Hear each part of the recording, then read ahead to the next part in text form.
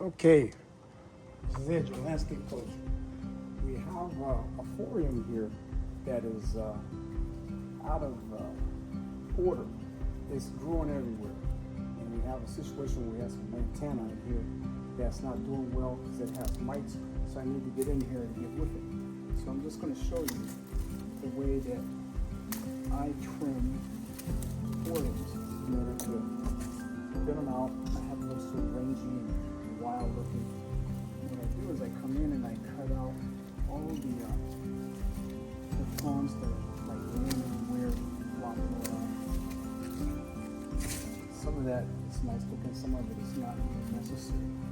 This particular phormium is growing really well, so we can prune out quite a bit. I like to have phormiums in an upright position, not just laying all over the place.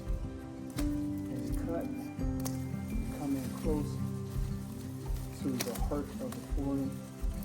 Get a really close cut so you don't have that chopped up look at the base. Sometimes people come in and they just prune the outer part, like out here, makes it just like crap. So, in my opinion, so I like to go down, clean it over, back here, all of that, I like to be able to keep the plant as much as possible off the wall. I'll go around this way. So I'm behind in your face really quick the whole time. But come through like this, down close to the base. Putting it at an angle, pretty much a right angle. We'll get quite a few at a time. The secret is having some sharp pruning shears too.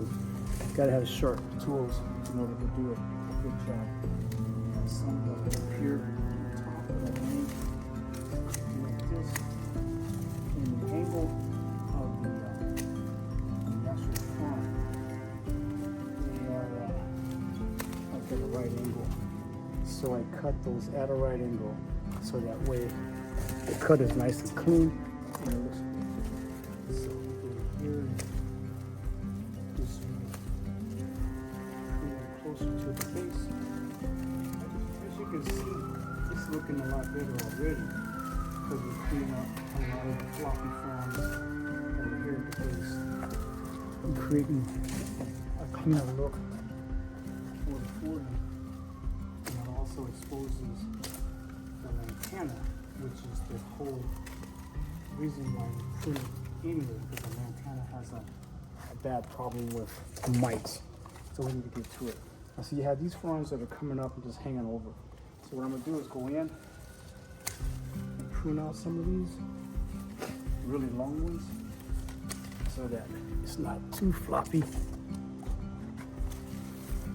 See what's going on. Some cuts. And as we cut like this, actually there's some dead ones down in there too that you can locate. Follow them.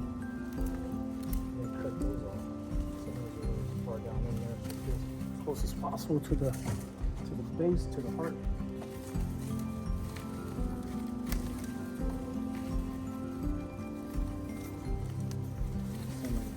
Over,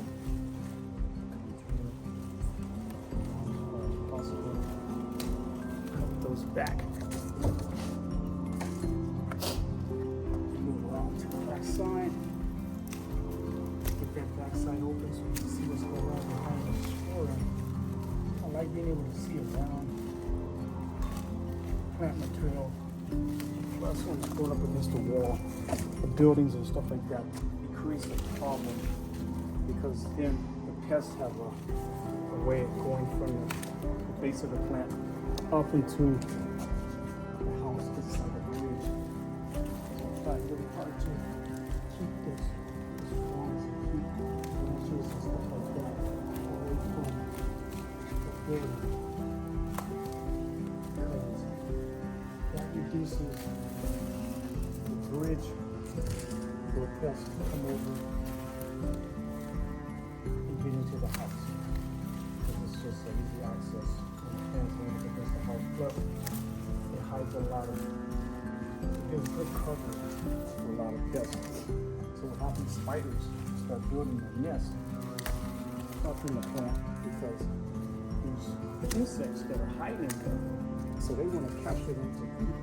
So yeah, it's a interesting relationship where spiders, they're doing their thing, but sometimes they get overwhelmed and just have a mess. So it's looking really thin now, which is fine. I'm not going to totally thin it out, just make it look as clean as possible. And thinking about there. So now it's more upright. There's some fronds that are still supporting that I'll cut off like that. And it will be looking pretty good. I'll come through and I'm going to be applying some neem oil to the lantana. Here's the lantana that was working to get at because they have that. So you even have weeds that grow up in there. So if any kind of weed seeds that grow in there, they hide out up under the overgrown. So this lantana, it had a problem with, has a problem with mites. And so what we're doing is cutting it back. Some of this lantana is actually chaotic because it wasn't getting the sun because of those fronds were hiding some of the foliage for the lantana. So by cutting it back and exposing it, we're able to get more sunlight down to the lantana so it can start to come out.